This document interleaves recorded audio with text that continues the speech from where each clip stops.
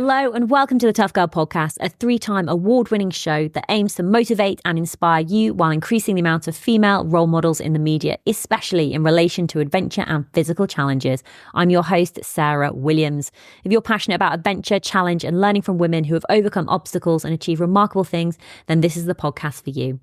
Every Tuesday at 7 a.m, new episodes go live featuring incredible women who share their stories, insights and tips to help you achieve your dreams and goals. You can support the Tough Girl mission by signing up as a patron. Visit Patreon, patreon.com/Tough Girl Podcast. Keep listening until the very end as I share more information about what's going on with me with Tough Girl Challenges, give shout outs and recommend other Tough Girl Podcast episodes. More information can be found at toughgirlchallenges.com.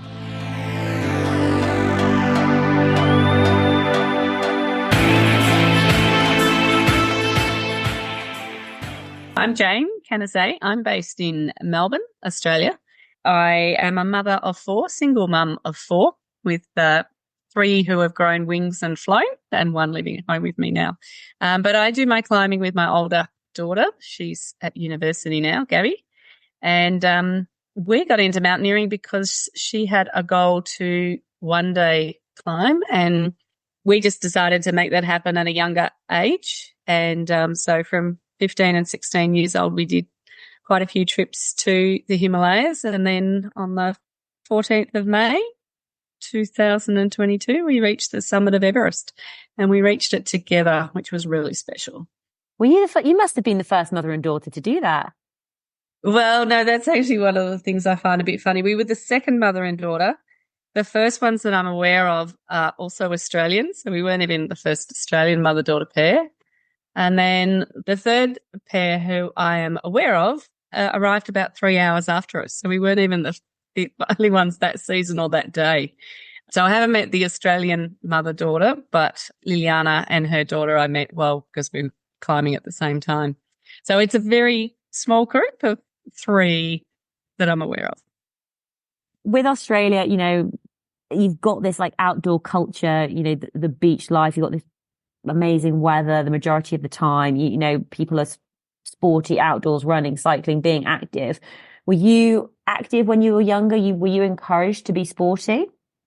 Yeah, so we grew up as siblings. So I'm also one of 4. I'm the second child, which is kind of funny because Gab's my second child, the adventurous ones.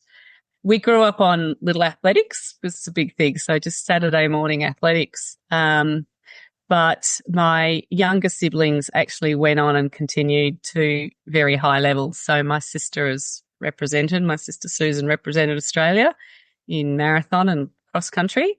And then my younger brother went on to become a triathlete, and he not only represented Australia, he was an Olympian, Commonwealth Games athlete. So Pete is his name, and also a 3-time world champion. So we were a bit of a high achieving family. And I think that's probably what made me just believe that for a mother-daughter to start out in mountaineering. So for me later in life, I was 48, I think, when we started climbing, that, ordinary people can do extraordinary things.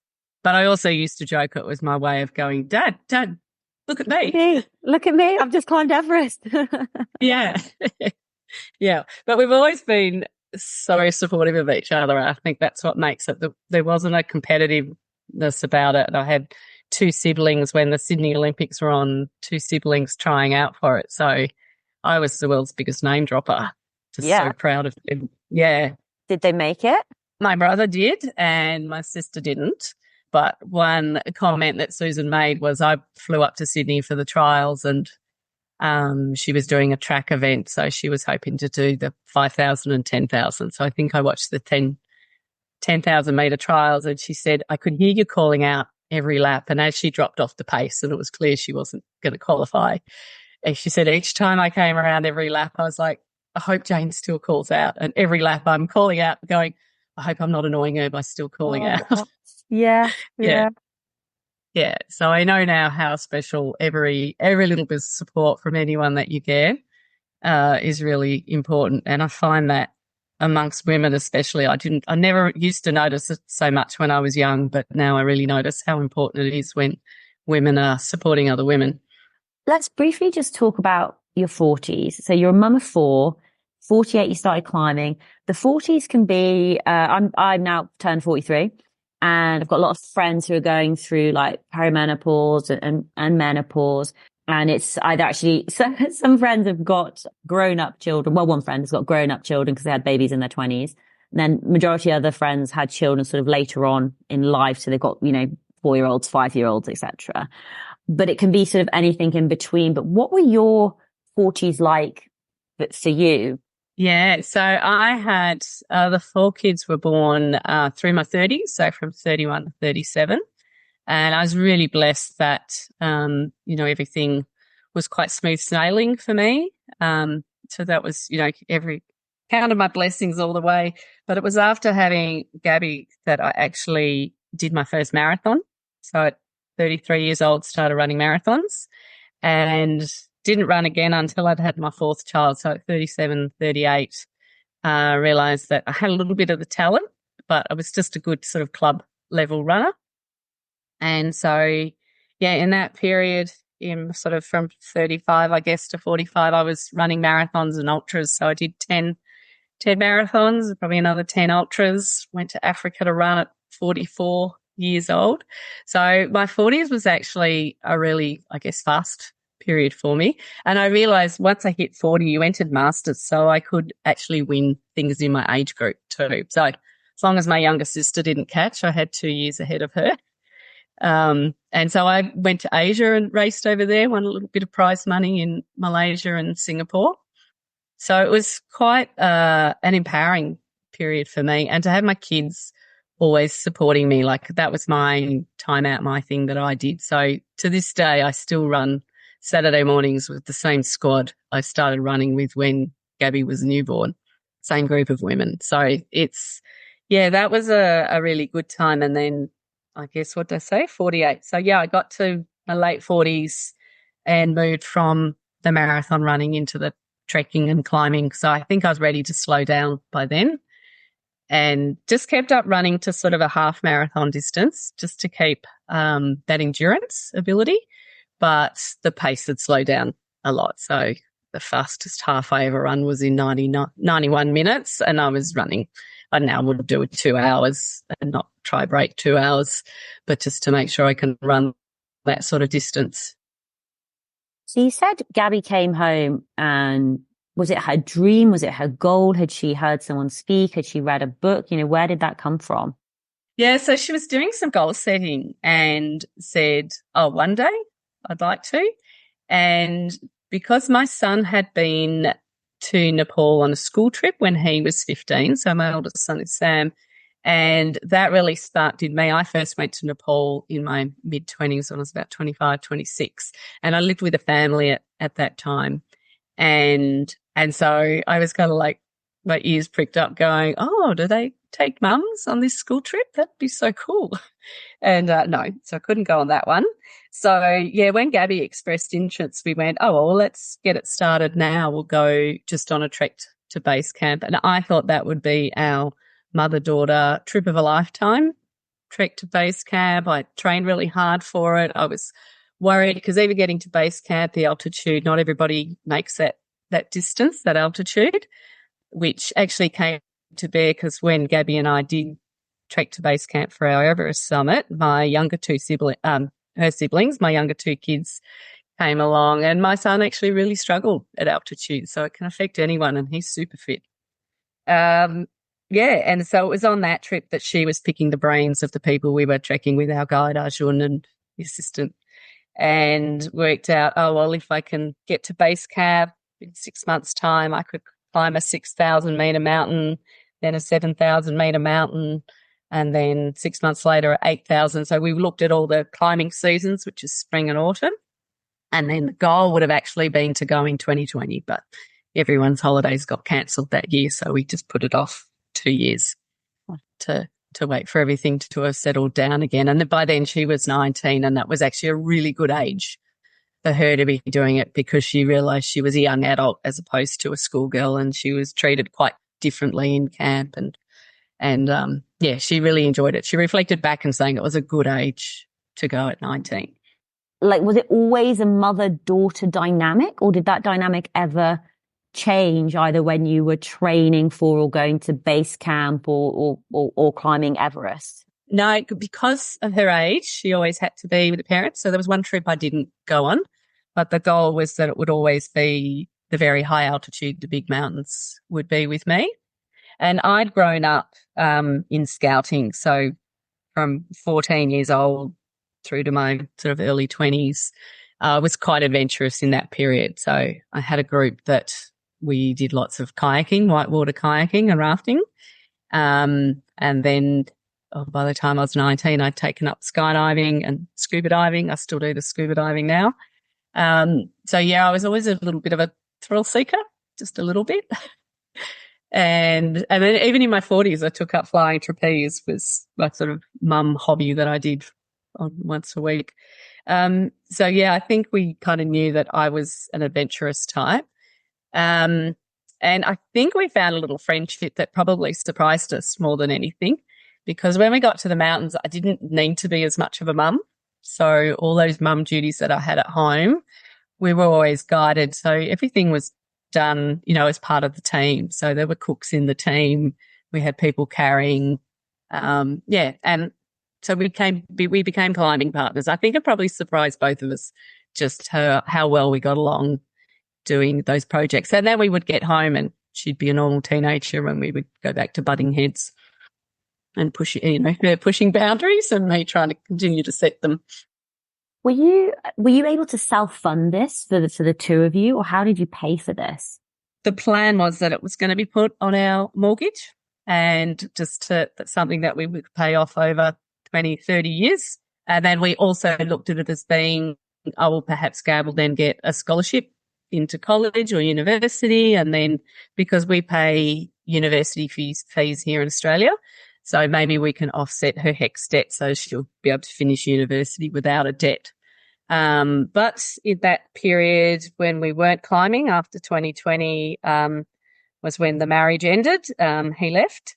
And so then the funding, we sold our house. And so I funded 3/4 or the bulk of the trip was funded by me, but it came from the sale of our home. So not how it was planned to happen, but yeah. And I think that's one of the reasons Gabby wants to complete uni so that she'll actually then be able to find ways to fund herself with her climbing and to be working in the industry. So rather than paying as a commercial climber, she can actually be earning an income from the thing that she loves so much. Is there any jealousy from the other children if you're going off and spending this much time with Gabby? Are you doing similar activities with your other children? Do they, obviously I'm not putting words in their mouth, but is it fair? Well, that's the thing that'll, I think, forever be hard to judge. When I was growing up, my brother I was no longer a teenager, so I would have been a young adult by the time he was doing well in triathlon. And then in 2000, I was 30 by the time he'd qualified for the Olympics. Super proud as a sibling, like not an inch of jealousy. I don't want to train the way he does. I don't want to do what he does. So, and the same with my sister. Super proud of both of them. Not something I want to do. But I did always check in with the kids. So my oldest son was doing his final year of school when I went off on a 5-week expedition. And he said his comments were gorgeous. He said, "Look, Mum, just go. You always offer to help me study, but I know that you don't know year 12 maths anymore." So the subjects he was doing. As long as I've got a uniform and, I'm fed and I've got lunch and stuff, school supports me with my schoolwork. And I would just be super proud if one day I could say that my mum and my sister have climbed Mount Everest. So that was a really beautiful thing to hear from Sam. Then my youngest son, I got home and said, "Oh, how about we pick our project now? It's your turn. You're 15. Should we go do the Kokoda track or something like that?" And he actually wanted to do up an MG car. So he bought himself an old shell of a car and still has it, hasn't sold it yet, and tinkered on that for quite a few years. So that was his project, completely different to what Gabby wanted. And then this year I returned to Everest this year to do the Everest Marathon, and he's living in the UK doing a gap year, and he was actually tempted to come. But I said, let's do it when you finish this project. Maybe we'll go back in a year or two so that we can spend a bit longer doing it rather than trying to rush. And yeah, with my youngest, I think the world's her oyster as to what she wants to choose. And yeah, they're all very different. So, but yeah, it's something I constantly check in on. And actually, one thing my younger daughter did say to me was, I said, "Oh, do you ever get sick of mum talking about Everest?" Because I'm the unhumble one. I talk about it all the time. And she said, "No, I just get sick of when you keep asking me, am I sick of you asking me of talking about it?" So yeah, but I do like to keep checking in because yeah, it might surface later in life that, you know, why did she get all that attention and money spent? And then I guess with the financial side, my goal in life is to be able to always support all of my kids. So I don't want to be, you know, dying when I'm 90 and I've saved everything up to give them inheritance when they're in their 60s. I hope that I'm able to support them as they need, whatever it is they need. So when they're ready to buy a home and start their families, or if they want to travel, whatever it is that's their goal, I want to be able to be supporting all of them always. Are you a goal setter? Is that something that you've always done? Or, you know, another word you mentioned is like doing projects, you know, together with your children. Is this something that you've always done? In a really kind of linear sense. So in my 20s, when I took up skydiving, I was still in scouting at that point. And it was a really bizarre thing that I was supposed to have organised a night for us all to play tennis. And I'd like forgotten to do that and it was booked. So I opened the yellow pages and go, what other clubs are there? Skydiving, I'll get someone to come and do a talk. And then 6 of us booked and suddenly I was a skydiver. So that one, I think it had always been in the back of my head and the date that it happened was totally random. I find now I set my goals a little bit clearer. Like I have things that I know I want to achieve. So, you know, even now I'm 54 years old, I'm still mapping out what happens in the next decade, still mapping out the decade beyond that as well. But not that I don't write lists. I don't put dates to them and things like that. I like my life to be fairly organic as well, so that I'm not held up publicly announcing that the next thing I'm going to do is the 14 peaks. No, I like to have goals, but I also like to be able to divert and go into completely different things as they arrive. Like make use of opportunities, I guess.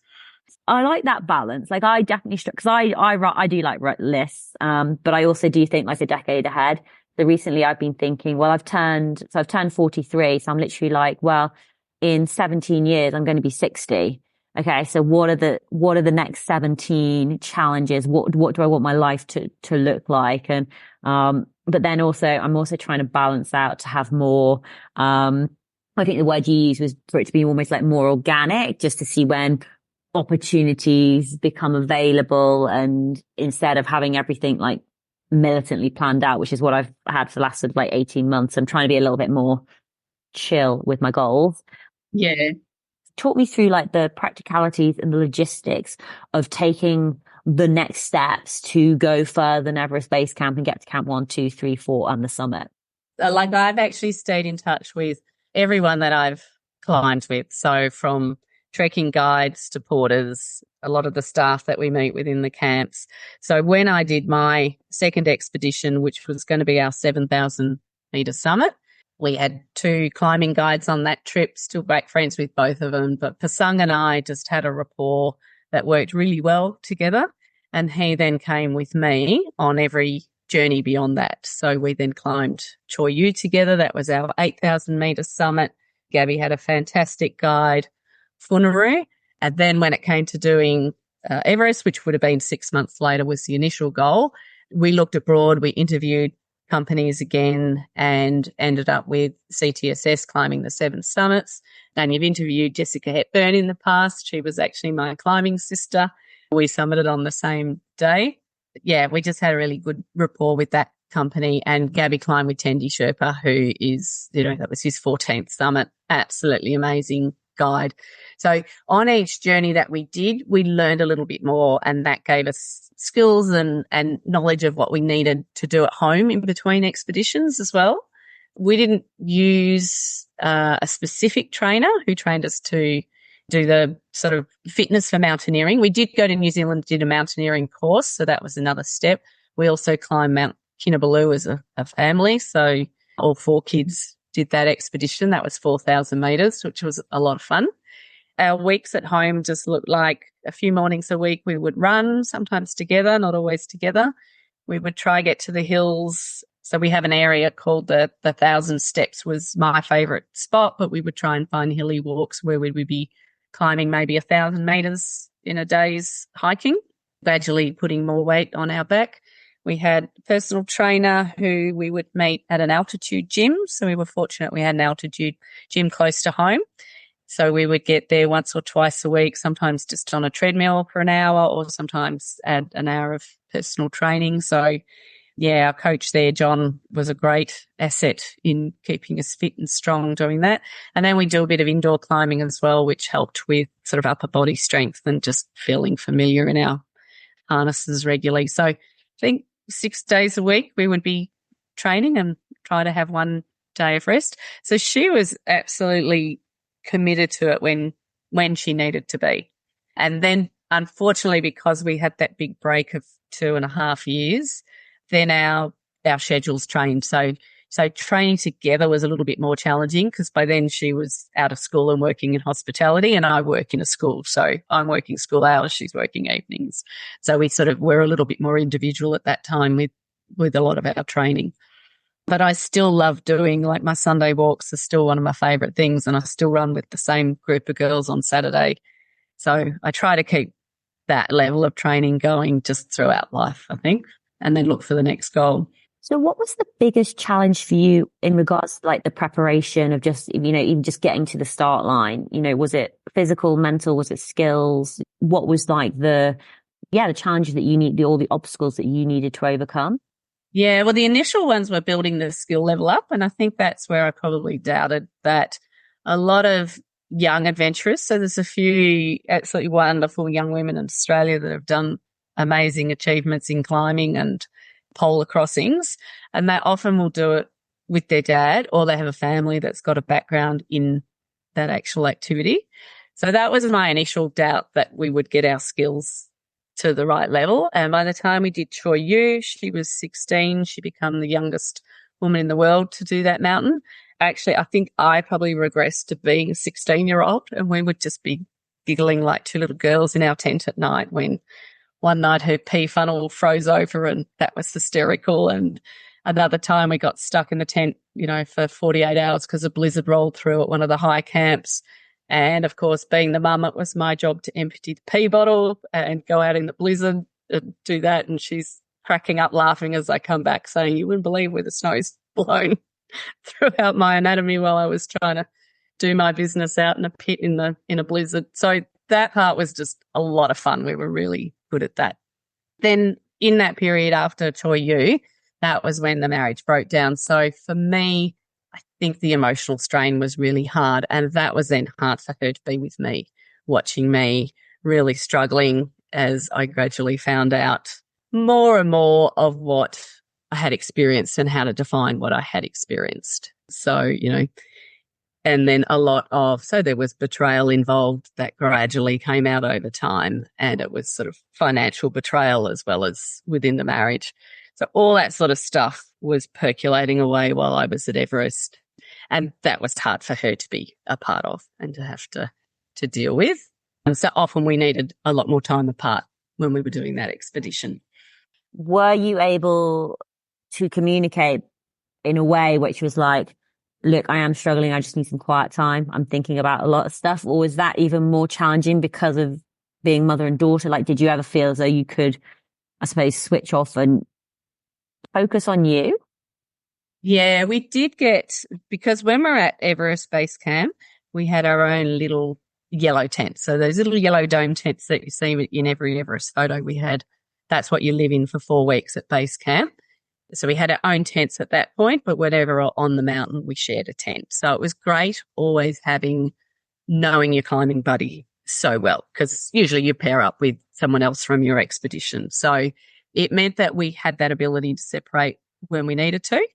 And she was also very good at talking to me. So occasionally I needed a talking to, and we would do it both ways. And I've read it of others that say when your children grow up, they actually can often become your your mentors as mentorees. Like sometimes the roles can reverse a bit.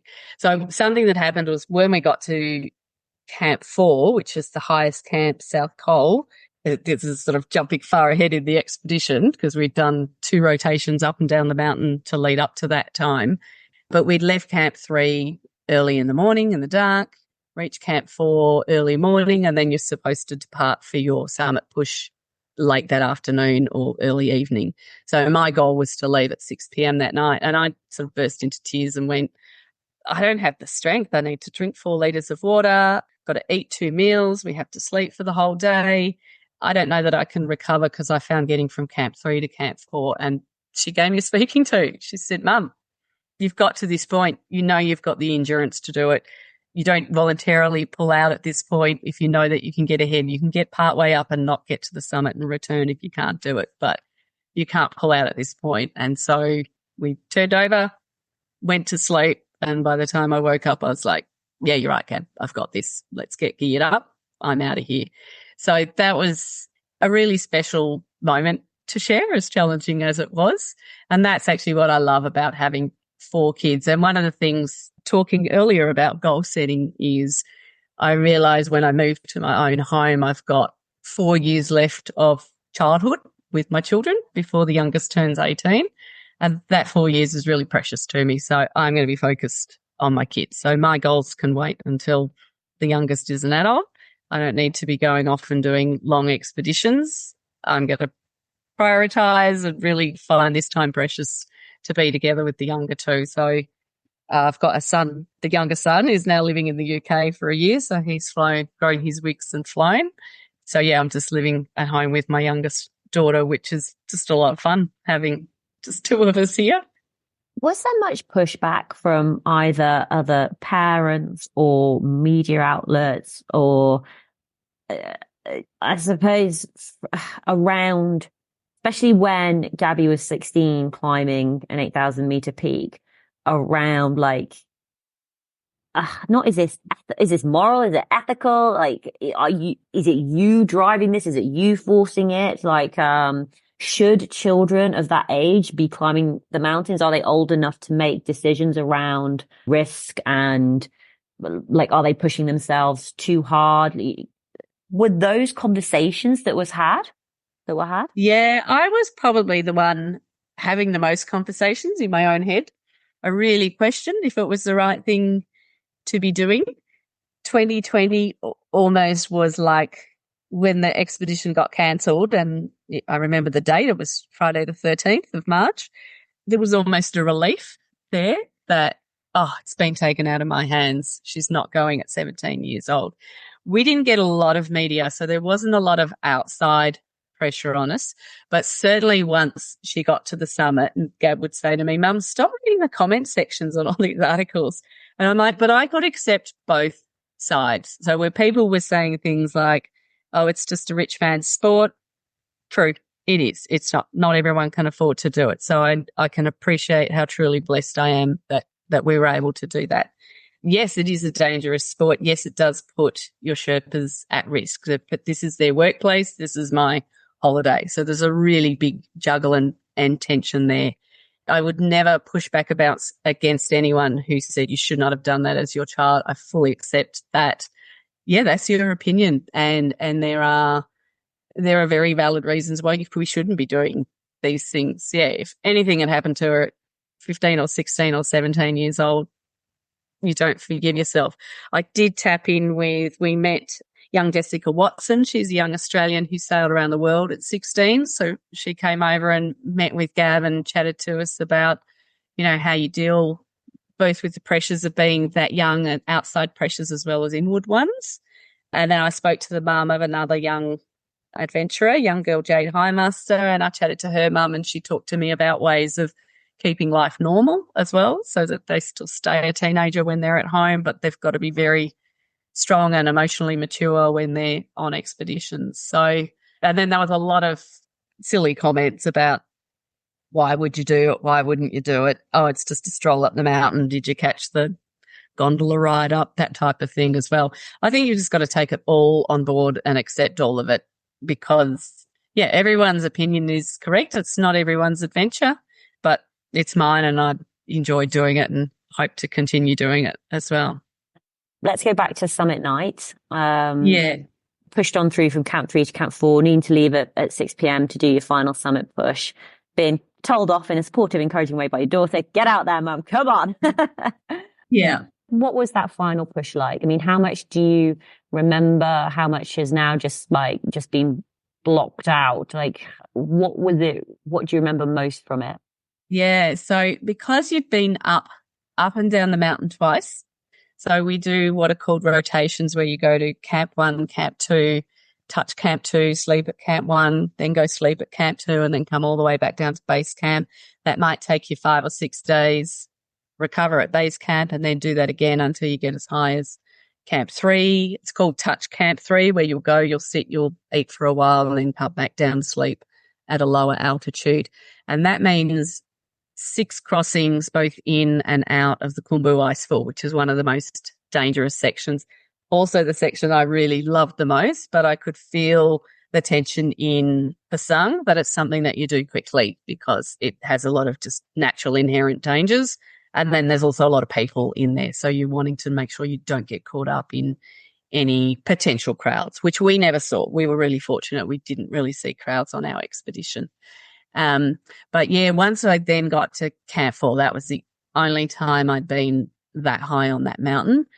I did know that I'd already been at 8,200 meters when we summited Cho Oyu, and that was an absolute, I guess, godsend in knowing that, all right, I know my body has been at this altitude. It hasn't slept this high, but it's climbed to 200 to 300 meters higher than what we are at camp 4. I did it successfully, so I know the symptoms of my body as well when it's not, if something was going wrong, altitude sickness or any of the other illnesses that you can get. So once I left camp, all geared up, ready to go, off we went. I had 2 climbing Sherpa with me. So Pasang, my guide, was with me, and then a second guide, Lapka. And I like to reflect back on them as sort of good cop, bad cop. So Pasang, I'd never call him a bad cop, but he was the firm one. He was leading us. He was checking what lines we needed to use. So every year they put new fixed lines on the mountain, and a lot of the old lines are still there. So he's testing what route we're taking every time we reach a rocky section, or we might need to go around an obstacle or find the snowiest, iciest section, because that's what you're trying to avoid: rock, stay on snow and ice. And then Lapka was the one opening the thermos and pouring a warm drink when we needed something to, or, eat or drink, and is aiding me with stuff like that. You're climbing through night as well. So once the sun had set, we've got our torches on. I can just remember so vividly, there was one section where we went up the triangular face. So when you look at the highest parts of the mountain, you see a big triangular face. That's why it's called that.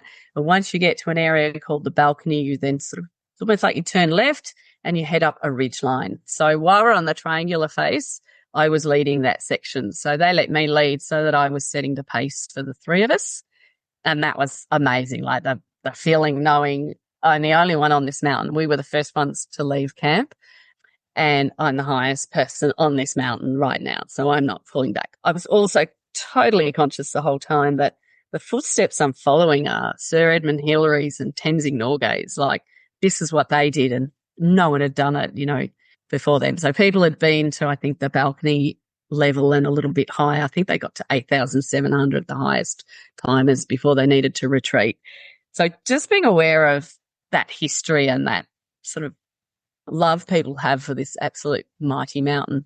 And then I knew once I got past the balcony and sort of 8,500, then I knew I had my feet were the highest feet on earth. So Pasang, Lapka and I, there was no one anywhere on earth with their feet on the ground, and you're not pulling out after that height. And it was just really beautiful. There's a lot of ambient light at night, so you can still see what's happening. Miles away, possibly in India or Tibet, there was a storm brewing, so I could see storm clouds with lightning striking through these clouds. That was spectacular. We had a full moon up, so we had the moonlight above us. And then once we were on the ridge line, that just seemed to go forever. So for me, it took 10 hours to get to the summit. So this is climbing all through nighttime.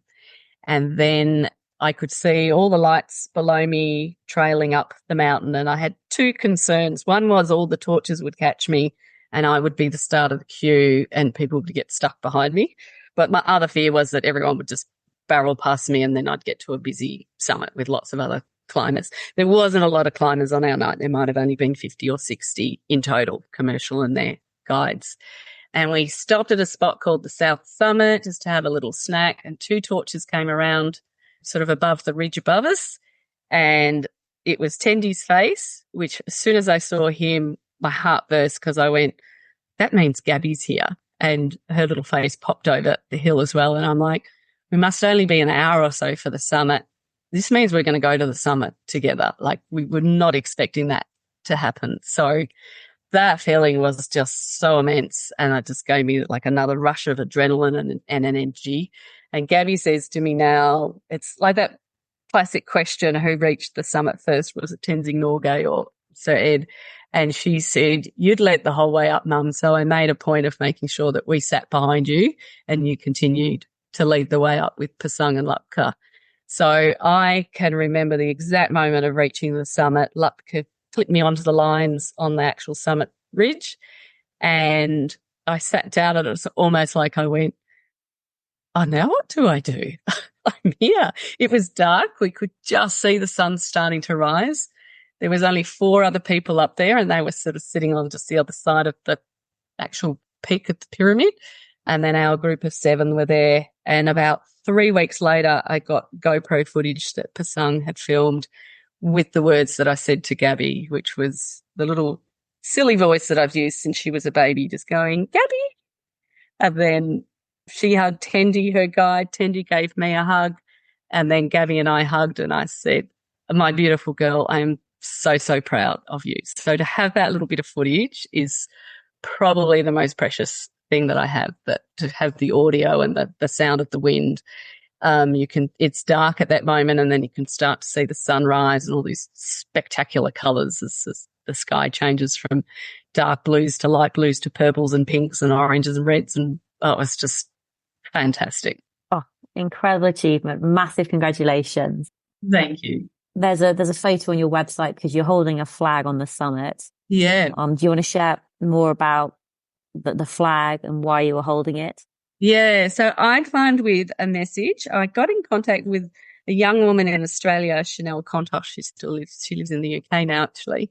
And she had started a campaign called Teach Us Consent. So she was in her studies doing research into gender and gendered violence and wondering what's going on? Why do we have this massive problem in Australia of gendered violence and male violence against women? And investigated that if we go back to creating decent education, age appropriate, young. And when I heard about this on the news, something just really touched me. I've got 2 sons, 2 daughters. Not only do I want my daughters to be safe, I want my sons to be good men. We say good men all the time. I want them to be respectful and be making the right choices and be safe men for women to be around. I want them to be male allies who are working against male violence and being part of the solution, not part of the problem. So it really spoke to me, this campaign. So I got in touch with Chanel. I think she thought I was a prank caller when I first messaged her, and she was delighted that I wanted to scream this message from the top of the world. So yeah, I feel really in a really privileged position to now be able to speak about ways that we can keep women safe. I encourage people to go to the campaign, like the website, social media of it's called Teach Us Consent in Australia, but I'm sure there are a lot of other consent education organisations, but even like UN for Women have amazing information on what we can be doing, what we should be thinking about. And one of the big things is this, what we refer to as the pyramid of abuse. So the top of the pyramid are the horrific things that we don't want to be seeing happening. So sort of rape and murder and violence and just terrible behaviour that's enacted on women.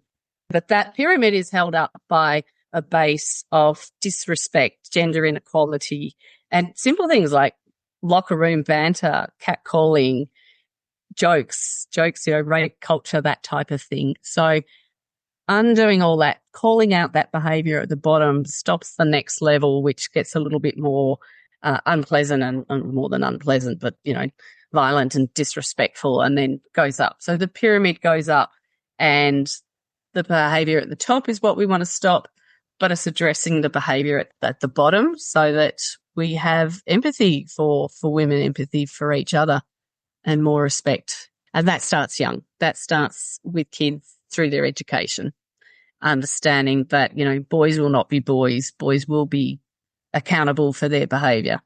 And yeah, like I say, having men as allies in understanding that we don't want to be calling you out. We don't want to be saying that all men are bad, but what we want to be doing is making you understand the fear that women live with, and we shouldn't have to live with fear. That we should be safe, and we should be safe at home. We should be safe in the outdoors. We should be safe at work, at education, our workplaces, and we should be safe on big mountains as well in the outdoors. Absolutely. 1,000% agree with everything that you are saying. Like, I know that everyone listening will be like, yes, agree. Yeah. What was it like heading down from the mountain, and were you able to get back to base camp sort of in one shot, and was your return all okay? Yeah, so I then discovered, once I was on the summit, looking at all these beautiful colours and enjoying the sunrise and the views from the top, that there was something wrong with my eyes. So if you do see photos of me, I was a little bit squinty. And so I was either affected by, was one of three things. It wasn't snow blindness because it had happened in the dark. The sun was only just rising. So it was either like an edema, retinal edema, where the pressure on my eyes had changed too much, or just a bit of cold and the wind blowing across my eyes had been like a wind type blindness. But my vision went a bit blurry. So I found descending really slow because I just couldn't see clearly. So if we've got anyone that wears glasses, imagine you're short-sighted and you've taken your glasses off, or you're wearing the wrong glasses and everything is a little bit blurry. So that's what happened to my vision. So that was quite upsetting for me. But by the same token, I knew I had to get off the mountain, and that's where Pasang was beautifully firm with me. And I sort of refer to it as a bit like when you're crossing the road with your toddler and they drop a toy and they want to stop and pick it up, and you're like, nah, we've just got to get out of here. We don't have time for this carry on. And that's what he was trying to do. He knew he needed to get me off the mountain safely, and he was, I'll just say beautifully firm. Like, I've never felt any negative energy from him. It was always positive, but he wanted to get me off safely. And so we only got back as far as Camp 4 and then stayed the night. And then Gabby was actually waking up to climb another mountain. She did Lhotse, a second 8,000 metre summit the following morning. So we slept the night at that camp. And unfortunately, that period at high altitude with the vision problem, I hadn't set my oxygen at the right level. And so my oxygen bottle needed changing through the night. And Gabby worked that out because she woke up to me hallucinating in the tent. Very frightening for her. Easily remedied. So the guides, she called out to Tendi. He switched the oxygen over. And then I just went back to sleep and slept through the night. I've often heard of climbers. There's a number of, not a lot, but there are climbers that climb with no O's, so no oxygen at all. And they actually talk of just tolerating this sort of hallucination because it's just going to happen. There's just not enough oxygen at that level to really sustain lucid thought. And so, yeah, it was a scary thing that happened, and really glad. And that's where you're glad you're with a really strong team. And that's why they pair you up in tents as well. You don't do stuff on your own at that altitude for that reason. You always need someone. You're a buddy, a bit like scuba diving where you're always with your buddy. When you're mountaineering, you should always be with your buddy. Yeah, so then we did eventually get down. So the following day when Gab had done Lhotse, she went straight down to Camp 2. And she actually still beat me down. She climbed a second mountain and climbed down, and we dawdled out of camp at 9 a.m. and made our way to Camp 2. I think we had a night there, and then we descended back through the icefall for the very last time, which was sort of a little bit sad because then you know that you are leaving this mountain that you've spent so much time trying to get to, and and then got off the mountain. Was there much like after, you know, it sort of sunk in this incredible achievement, doing it with your daughter, climbing Mount Everest, you know, goal that you'd worked hard towards. Did you suffer much with sort of adventure blues or, you know, coming home? Was there much of sort of like a come down?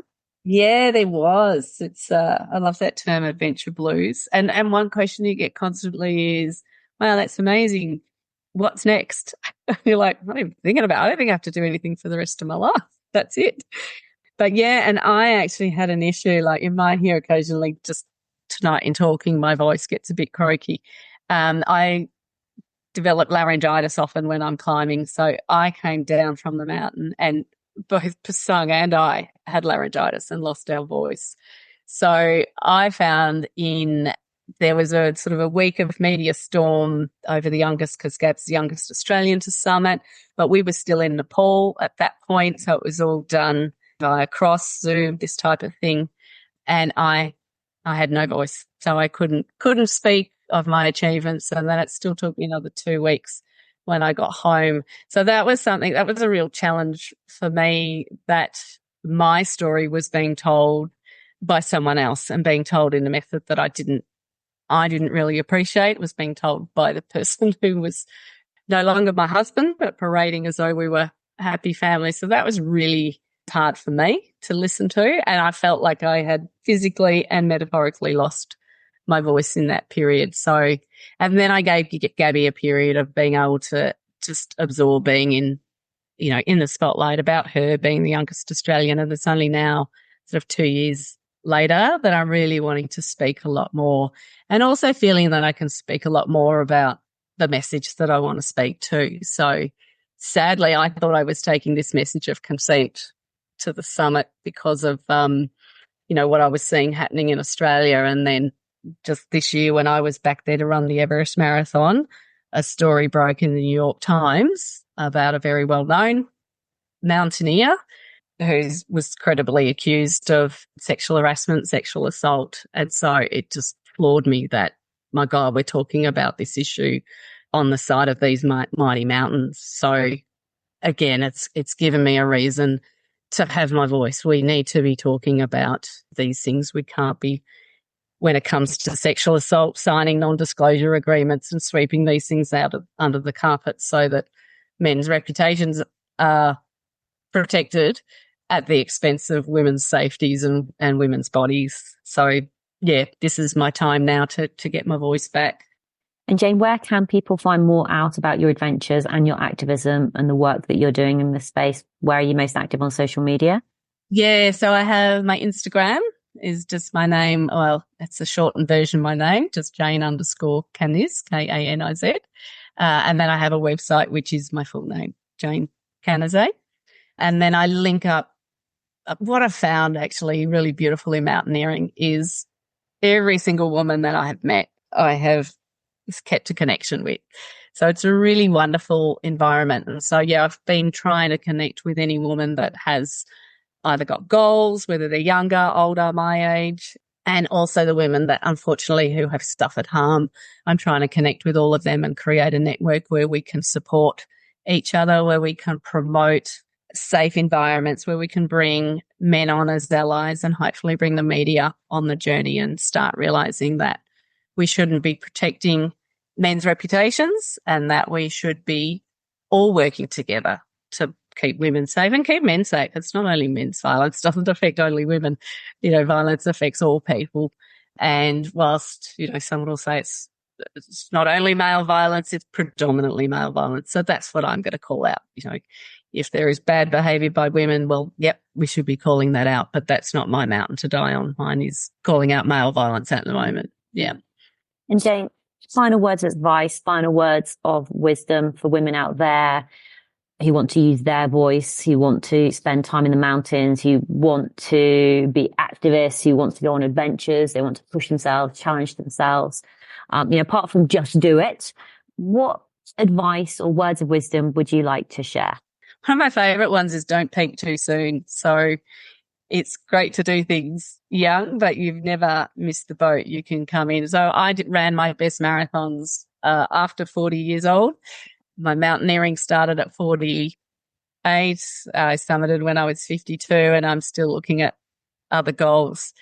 The other mother-daughter who summited Everest on the same day as me, Liliana, then went on to climb K2 and became the oldest woman in the world to do it at 62 years old. And so that then set a goal for me to go, oh, all right, I will do that I'll wait until I'm not even 62. I'll wait a few years later. And by then she'll be 72 and she won't mind if I take that record by that point. Records are made to be broken. I don't know that I really even want to do K2, but I love that thought that we can all be supporting each other and helping each other, and that sometimes the physical challenges are not as hard as the emotional challenges that you're going through and the psychological challenges maybe that you experience.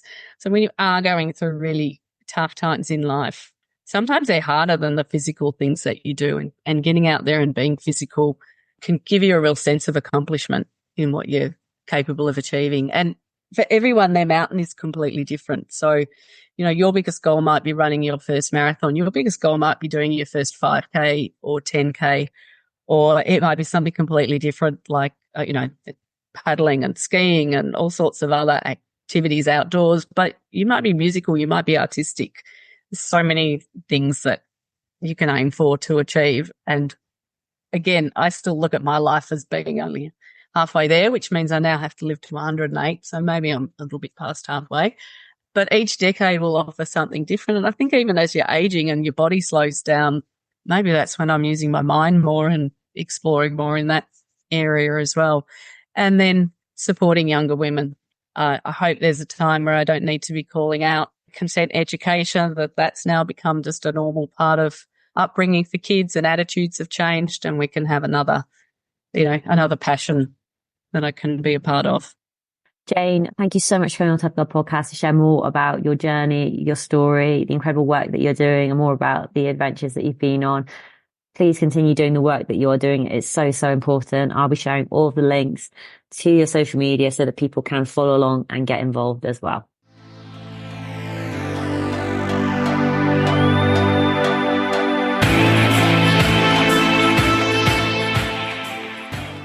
Tribe, thank you so much for listening to that episode with Jane. I really hope you enjoyed that conversation.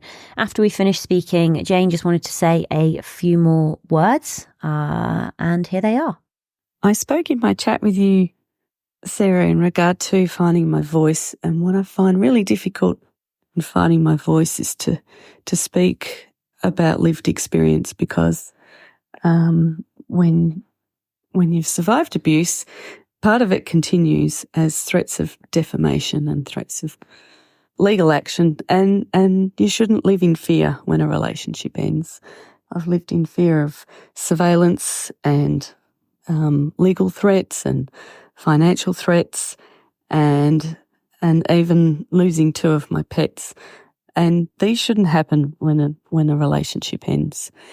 So that's what I find so challenging about finding my voice and speaking of my own lived experience. So when I see other women speaking of their experience, and in particular in relation to what happened, the revelations in the New York Times against Nirmal Purja, I take my head up to those women. So Lotta Hinster and Dr. Leonardo and Caitlin James, I just want to say I believe you. So I believe these women. Doesn't mean their claims shouldn't be tested. I believe the New York Times did their due diligence, and so I believe these women, because it's so hard speaking up about lived experience.